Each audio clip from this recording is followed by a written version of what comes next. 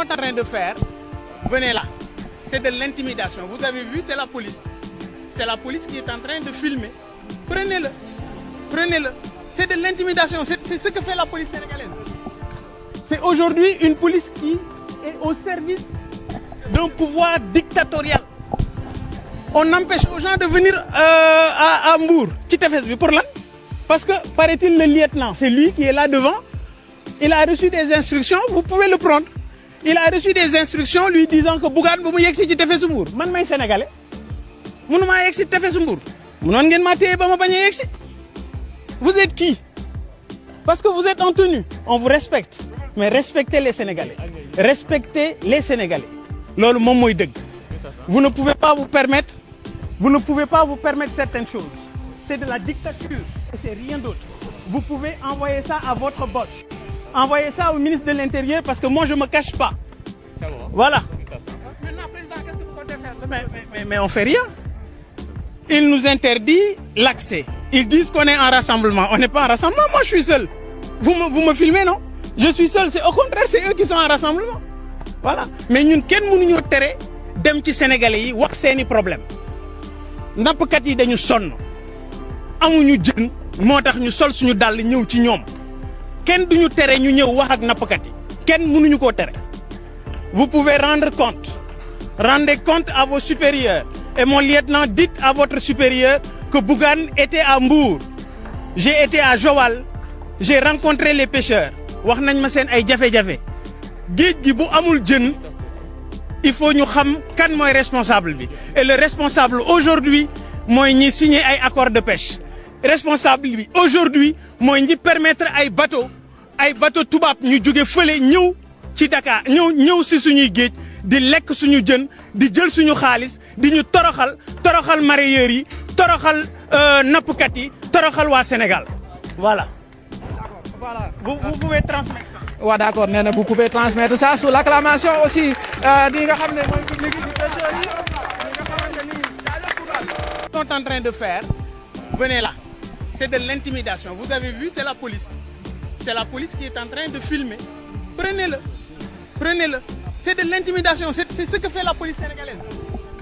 C'est aujourd'hui une police qui est au service d'un pouvoir dictatorial. On empêche aux gens de venir à Mbour. Pour là. Parce que, paraît-il, le lieutenant, c'est lui qui est là devant. Il a reçu des instructions, vous pouvez le prendre. Il a reçu des instructions lui disant que Bougane bu mu yegg si ci tefesu Mbour man may sénégalais mënuma yegg si tefesu Mbour mënoon ngeen ma téye ba ma bañ a yegg si. Vous êtes qui? Parce que vous êtes en tenue. On vous respecte. Mais respectez les Sénégalais. Respectez les Sénégalais. Loolu moom mooy dëgg. Vous ne pouvez pas vous permettre certaines choses. C'est de la dictature et c'est rien d'autre. Vous pouvez envoyer ça à votre boss. Envoyez ça au ministre de l'Intérieur parce que moi je me cache pas. Voilà. Maintenant, président, qu'est-ce que vous comptez faire? Mais on fait rien.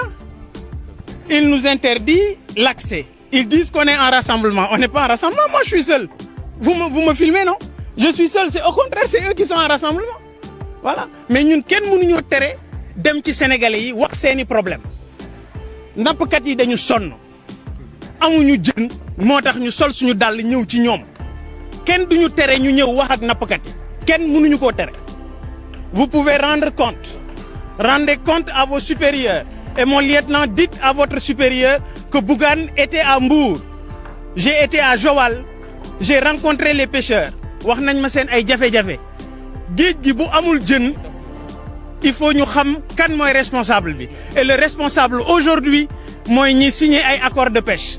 Responsable bi aujourd'hui mooy ñi permettre ay bateau tubaab ñu jóge fële ñëw ci Dakar ñëw si suñuy géej di lekk suñu jën di jël suñu xaalis di ñu toroxal mareyeurs yi toroxal nappkat yi toroxal waa Sénégal voilà. voilà. Vous pouvez transmettre ça. waaw d'accord nee na vous pouvez transmettre ça sous l'acclamation aussi di nga xam ne mooy public bi pêcheurs yi nga xamante ni sont en train de faire, venez là. C'est de l'intimidation. Vous avez vu, c'est la police. C'est la police qui est en train de filmer. Prenez-le. Prenez-le. C'est de l'intimidation. C'est ce que fait la police sénégalaise. C'est aujourd'hui une police qui est au service d'un pouvoir dictatorial. on empêche aux gens de venir à Mbour ci tefes bi pour lan parce que paraît-il le lieutenant c'est lui qui est là devant il a reçu des instructions vous pouvez le prendre il a reçu des instructions lui disant que Bougane bu mu yegsi ci tefesu Mbour man may sénégalais mënumaa yegsi tefesu Mbour mënoon ngeen maa téye ba ma bañ a yegsi vous êtes qui parce que vous êtes en tenue on vous respecte mais respectez les Sénégalais respectez les Sénégalais loolu moom mooy dëgg vous ne pouvez pas vous permettre certaines choses c'est de la dictature c'est rien d'autre vous pouvez envoyer ça à votre boss envoyez ça au ministre de l'Intérieur parce que moi je me cache pas voilà maintenant président qu'est-ce que vous comptez faire mais on fait rien il nous interdit l'accès ils disent qu'on est en rassemblement on n'est pas en rassemblement moi je suis seul vous me filmez non je suis seul c'est au contraire c'est eux qui sont en rassemblement voilà mais ñun kenn mënuñoo tere dem ci sénégalais yi wax seeni problème nappkat yi dañu sonn amuñu jën moo tax ñu sol suñu dàll ñëw ci ñoom kenn duñu tere ñu ñëw wax ak nappkat yi kenn mënuñu koo tere vous pouvez rendre compte rendez compte à vos supérieurs et mon lieutenant dites à votre supérieur que Bougane était à Mbour j'ai été à Joal j'ai rencontré les pêcheurs wax nañ ma seen ay jafe-jafe géej gi bu amul jën il faut ñu xam kan mooy responsable bi et le responsable aujourd'hui mooy ñi signer ay accord de pêche responsable bi aujourd'hui mooy ñi permettre ay bateau tubaab ñu jóge fële ñëw ci Dakar ñëw si suñuy géej di lekk suñu jën di jël suñu xaalis di ñu toroxal mareyeurs yi toroxal nappkat yi toroxal waa Sénégal voilà.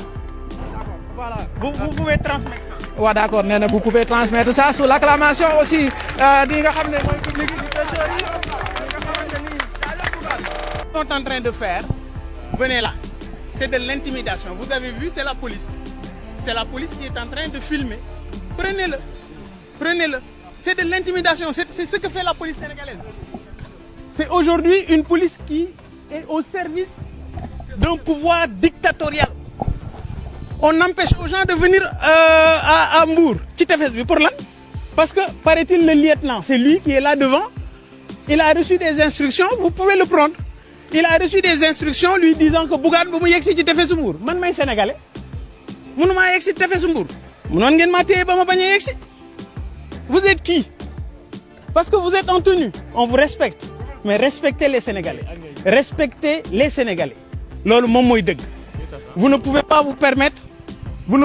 permettre certaines choses c'est de la dictature et c'est rien d'autre